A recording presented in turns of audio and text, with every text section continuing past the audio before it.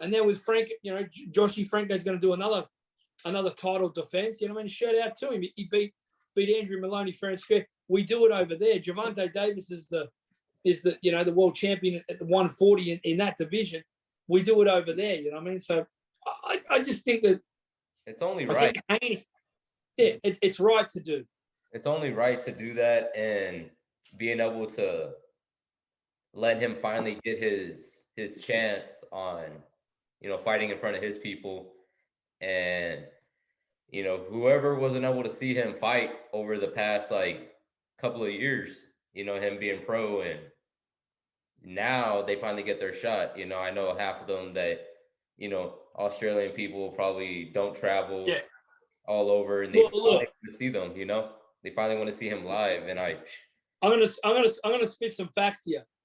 Australian boxing is still very, very minute, very, very niche in a very, very small country. Carlito, like I said before, we only got 25.6 million people here. There's more people from your house out the Santa Monica Boulevard. From your house out the Santa Monica Boulevard, that's only one portion of Texas to California. There's double of what we have up in here.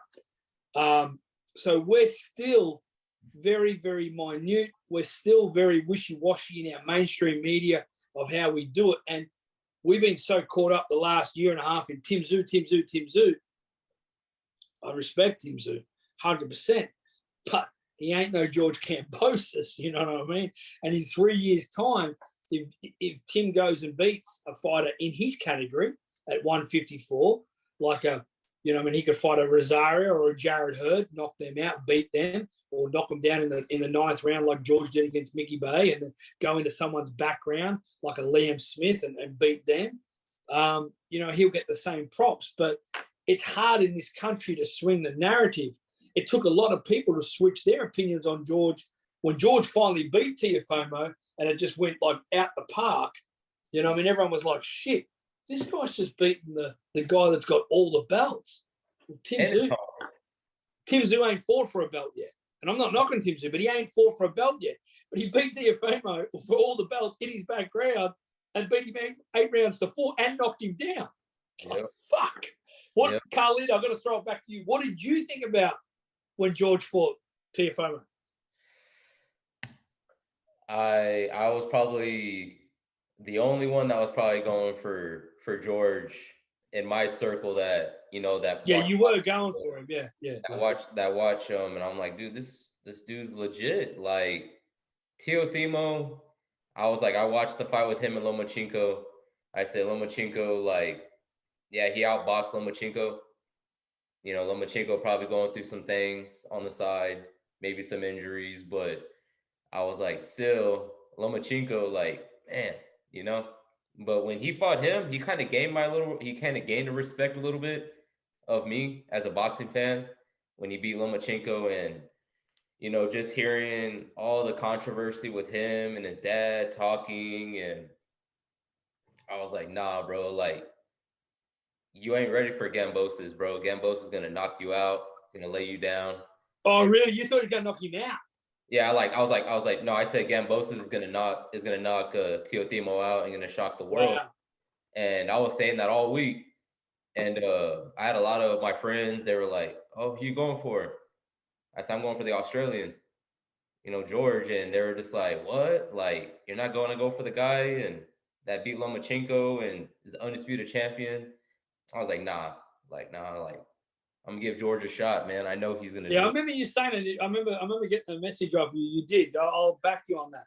You were riding with Kambosos. But if I did a pool of boxing fans in the world, and there was 20 million people that were talking about that fight, there's probably about 18.5 million that were banking on Teofimo to knock George out. You know what I mean?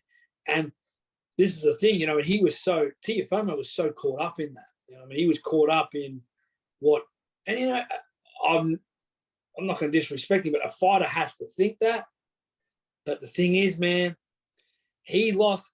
It was a 12-round fight, and it was meant to happen on June the 16th. He lost the first round of that fight back in about March, April of last year when they went face-to-face, when they were down there in Miami, when they were doing the media. that's when George really stepped it on him. And, you know, he pulled off his shirt and everything, but George was just like, fuck you, I don't give a fuck about you. What happened is it come up Celia, oh, it doesn't matter. But what was I saying about Cambo? Says, yeah, so, like, he already won that battle, bro. You know what I mean?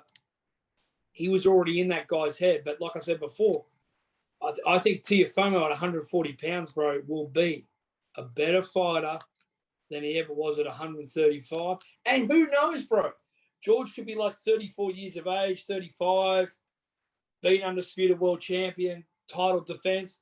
Him and Tiafoe might run it back at 140, 147 pounds later in their career for mega dollars, and everyone go, oh, shit, the rematch. You know what I mean? And a mega rematch.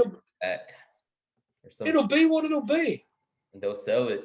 And have you heard the news about, you know, Canelo, Eddie Hearn? Yeah, I got that email late last night. Yeah, closing in on a deal, Triple G. And they said Triple G, September 17th at 168. 168 pounds, no agreement. 100%. Yeah. Who do you take from, how do you see Canelo moving through his career this year? To be honest, I was I got the email late last night. I was disappointed when I found that out, but I was also, hang on a minute, this is about making as much money as you can, and Canelo's a prize fighter like Floyd was. He's earned that respect. My opinion doesn't mean shit to him, and your opinion don't mean shit to him either. But when I found out about the Dimitri Bivol fight in May the 4th on Cinco de Mayo, I was disappointed because I'd rather see the Charlo fight or the Benavides fight. You know, and I think you do too. Yeah. The Triple G fight, I was at the first Triple G fight when he fought in 2017 or 18 or whatever it was. I give that fight to Triple G. I think Triple G beat him the first time. I believe that Canelo fought him beat him the second time. The third fight that's going to happen probably in September, probably in Las Vegas, or, you know, I'd like to see it in Dallas or wherever it needs to be. I think it's a great fight as a trilogy, but, excuse me, it just doesn't have that same appeal to it did like back in 217 and 218. You know what I mean? They were, yeah, I just don't feel it. I feel right now that Canelo could do the Triple G fight maybe. Well, Triple G's not, he's as old as me, man. He's 39 or something. He's an old man, but if Canelo knocks Triple G out and puts that chapter to rest, it's the chapter, the pages are still folded to me because it's not the same Triple G between. Triple G was a beast from 212 to 217. Those 5 years, ain't nobody was fucking with Triple G. I best believe that. No one was coming near him, including Canelo. Like when you watch the Canelo fight with him, he stepped to Canelo, he hit him with some great shots, don't get me wrong. But right now, my personal opinion, I'd like to see Canelo fight Jamal Charlo. And I think Jamal Charlo can beat Canelo. I think Benavides can beat Canelo. My two takes on it is I don't think Benavides has the experience to beat Canelo. I think Jamal does, because with Jamal, when he fought Derenchenko, when he fought Korobov, and he fought Brandon Adams, I think those opponents were better suited to get ready for Canelo. Benavides, people could say he hasn't earned the shot to fight Canelo. I probably look at that the same way as well.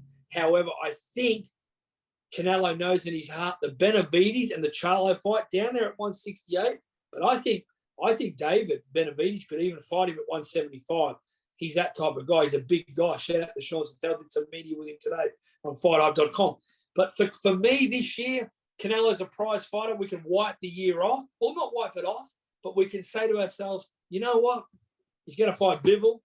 No one's going to give a fuck if he beats Bivol. Like, nobody knows Bivol. Dimitri Bivol's a good fighter, don't get me wrong. He's world class. But when you're at that peak, like with Floyd, what Floyd did, when Floyd fought Hatton, he fought Cotto. When he fought Pacquiao, obviously Pacquiao was far too late. When he fought Guerrero, he fought a lot of guys that were so hyped up that were close to his stagger. And Floyd along with my boss, shout out to Ben, who did a lot of media, but they built guys up to make everyone think like they were on his level. You know what I mean? Yeah, personally, this year with Canelo, do the Bivol fighting, mate. Don't really give a fuck. Triple G3, yeah, we'll all buy it and watch it, the hardcore boxing fans. But I think we're going to sit back in November and go, we're going to say the same thing now, probably on this podcast, is get in there with Benavidez, get in there with Charlo, because Charlo's a dog and Benavidez is a motherfucking dog too. And they're the two guys right now, Canelo, that you need to fight. Canelo knows that. Canelo has struggled against some of these fighters. You know what I mean? This is the thing.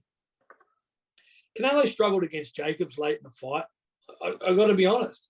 I thought Danny Jacobs, he lost the fight but I think Jamal Charlo is the guy. You know what I mean? Shout out to Houston, Texas. I love Jamal Charlo. I think Jamal Charlo and his brother are very underrated, and I think Jamal could beat Canelo. I really do. For real. I really do. 100%. I've been saying that since day one. You have. That's why I fucking love you, bro, because you see it like I see it. And the thing is, it's like when George beat Tiafoe, everyone's like, oh, fucking whoa. And then all the excuses come out. Jamal's going to sit right there. He's going to move. He's going to adapt. You know what he's going to do to you, Canelo? He's going to bring power. And the thing is, Canelo, you were never really afraid of Plant's power. You were never really afraid of Kovalov's power. He wasn't Billy Joe Saunders. I'll tell you one thing. When he hops in with Benavidez and Jamal, it's a whole different game plan. You're going to see him on the back foot like he was with Triple G1. He got on the back foot and he worked backwards. We always see Canelo, he'll work backwards and do a bit of slick stuff. Jamal's going to bring that power, bro. And Benavidez, well, he's a dog. He's going to throw volume. He's going to be sit on your chest. And if Benavidez can trap the ring and break it off, I think Benavidez can knock him out. And this is the thing. And then when it happens, everyone will go, oh, fucking hell. Oh, my God, Canelo got knocked out. But real boxing people know. You know? All the way. Are we going out tonight? All the way. I'ma chug the bottle, chug it up.